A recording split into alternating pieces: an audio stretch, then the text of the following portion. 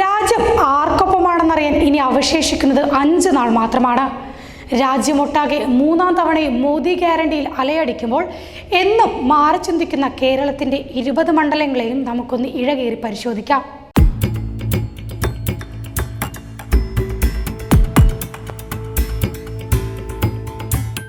ഈ തെരഞ്ഞെടുപ്പ് വേളയിൽ ഏറ്റവും കൂടുതൽ കേരളം ചർച്ചയാക്കിയ മണ്ഡലങ്ങളിൽ 1-ാം സ്ഥാനത്തുള്ളത് വടകരയായിരിക്കും. UDFന്റെ പെട്ടെന്നുള്ള സ്ഥാനാർത്ഥി മാറ്റത്തിൽ തുടങ്ങി കാഫർ വിവാദം വരെ എത്തി നിൽക്കുന്നു. അത് വടകരയിൽ ആര് വീഴും ആര് വാഴുമെന്ന് നമുക്ക് പരിശോധിക്കാം.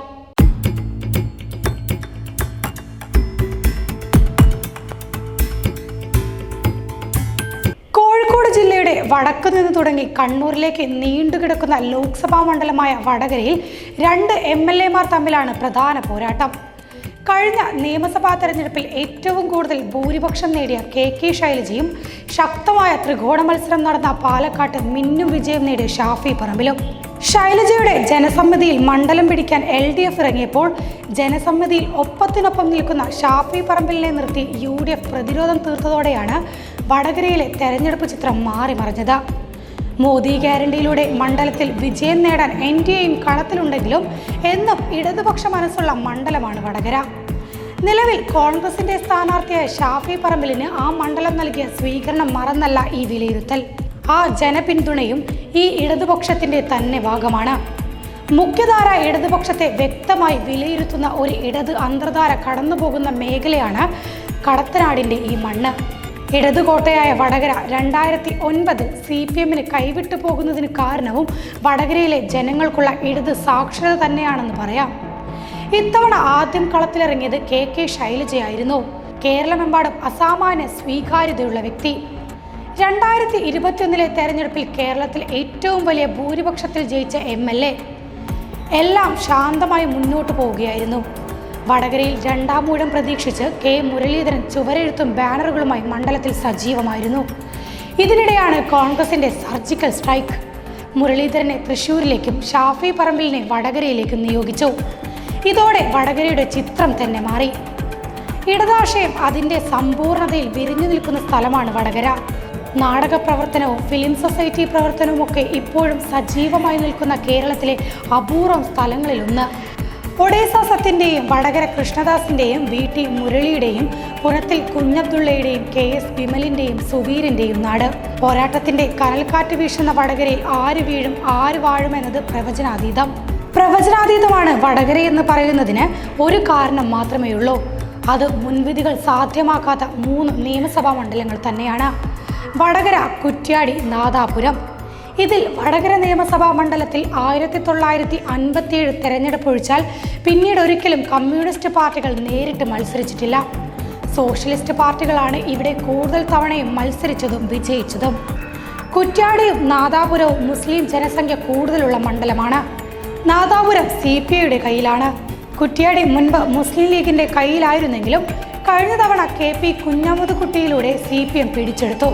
ജോസ് കെ മാണി വിഭാഗത്തിന് കൊടുത്ത സീറ്റ് തിരിച്ചെടുത്താണ് CPM നേരിട്ട് മത്സരിച്ചിരുന്നത്. നാദാപുരം ലീഗിനും മറ്റ് മുസ്ലിം സംഘടനകൾക്കും വലിയ സ്വാധീനമുള്ള സ്ഥലമാണ്. തുടർച്ചയായി വിജയിച്ചുകൊണ്ടിരിക്കുന്നത് CPI ആണെങ്കിലും ലോക്സഭയുടെ കാര്യത്തിൽ മണ്ഡലം എങ്ങോട്ടും തിരിയാം. 1970 മുതൽ നാദാപുരം പൂർണ്ണമായും CPIക്കൊപ്പം നിന്ന മണ്ഡലമാണ്. കുമാരൻ മടത്തിൽ തുടങ്ങി കാന്തല്ലോട്ട് കുഞ്ഞമ്പുവിലൂടെ KT കണാറിലൂടെ സത്യൻ മൊകേരിയും ബിനോയ് വിശ്വവും കഴിഞ്ഞ് EK വിജയനിൽ എത്തി നിൽക്കുന്ന ചരിത്രമാണ് നാദാപുരത്തിന്.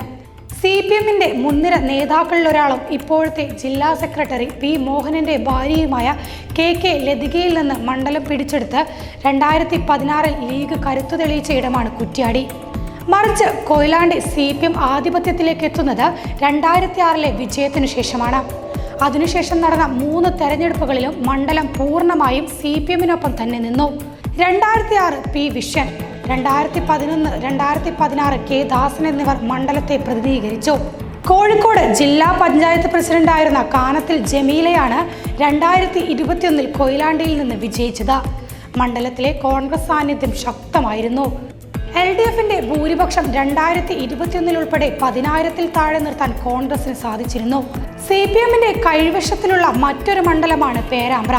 1980 മുതൽ ഇങ്ങോട്ട് ഒരിക്കൽ പോലും മറ്റൊരു സംഘടനയും വിജയിക്കാത്ത ഉരുക്കുകോട്ട. സഖാവ് കെ ചോയ് രക്തസാക്ഷിയായ മണ്ഡലം. കൂത്താളി സമരത്തിന്റെ ചരിത്രം കൂടിയുണ്ട് പേരാമ്പ്രയ്ക്ക്. സമരത്തിന്റെ ഭാഗമായാണ് കെ ചോയ് കൊല്ലപ്പെട്ടിരുന്നത്. 2016-ലും 2021-ലും പേരാമ്പ്ര വിജയിച്ചത് മന്ത്രി കൂടിയായിരുന്ന TP രാമകൃഷ്ണനാണ്. അതിനു മുൻപ് 2 തവണ KK കുഞ്ഞമ്മദും വിജയിച്ചു. KM മാണി അവതരിപ്പിച്ച ബജറ്റ് തടഞ്ഞുകൊണ്ട് നിയമസഭയിൽ സംഘർഷം നടന്നപ്പോൾ സ്പീക്കറുടെ മൈക്ക് നശിപ്പിച്ച K കുഞ്ഞമ്മദിന്റെ ചിത്രങ്ങൾ മണ്ഡലത്തിൽ വലിയ തോതിൽ പ്രചരിക്കപ്പെട്ടിരുന്നു. അതിനുശേഷമാണ് 2001-ൽ മണ്ഡലത്തെ പ്രതിനിധീകരിച്ച TP രാമകൃഷ്ണൻ വീണ്ടും മത്സര രംഗത്തേക്ക് ഇറങ്ങുന്നത്.